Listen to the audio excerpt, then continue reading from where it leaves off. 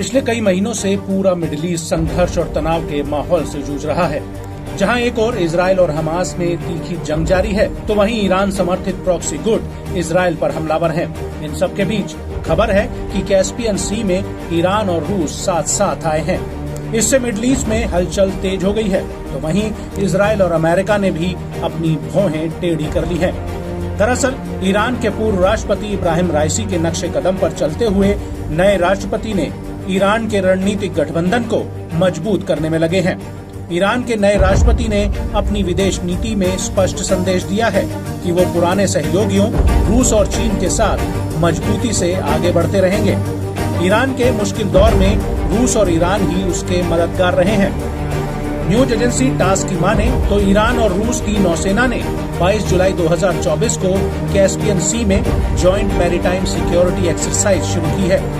Iran के सैन्य प्रवक्ता ने बताया कि युद्ध अभ्यास में नौसैनिक जहाज और नौसैनिक विमान दोनों शामिल होंगे। इसके अलावा गाइडेड मिसाइल विध्वंसक, दाराफश, सेफर और पाइकन, 2AB-212 हेलीकॉप्टर और इस्लामिक रेवोल्यूशनरी गार्ड कॉर्प्स की नौसेना से जहाज शाहिद बसीर भी इसका हिस्सा होंगे। रूसी जहाज SB-45 ने युद्धाभ्यास में भाग लेने के लिए ईरान के सी एरिया में एंट्री की है। अभ्यास का पहला चरण 22 जुलाई को हुआ, जब ईरान और रूस की नौसेनाओं ने एक कमर्शियल जहाज में लगी आग को बुझाया। चालक दल को बचाने का अभ्यास किया। बताया गया कि कैस्पियन सी बॉर्डर से लगे राज्यों की नौसेनाओं के प्रतिनिधि इस अभ्यास में पर्यवेक्षक की भूमिका में रहे।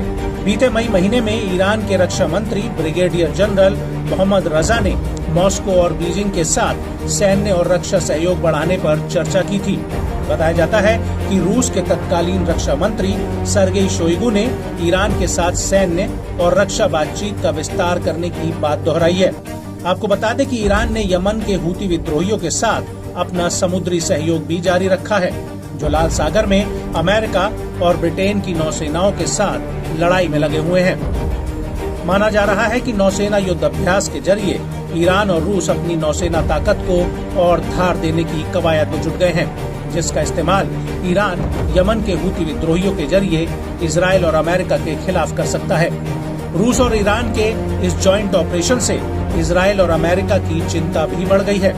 लाल सागर से लेकर अदन की खाड़ी और हिंद महासागर से भूमध्य सागर तक जिस तरह हूती विद्रोहियों ने अपना खौफ बरपाया हुआ है, उससे इंटरनेशनल शिपिंग बिजनेस खासा प्रभावित हुआ है।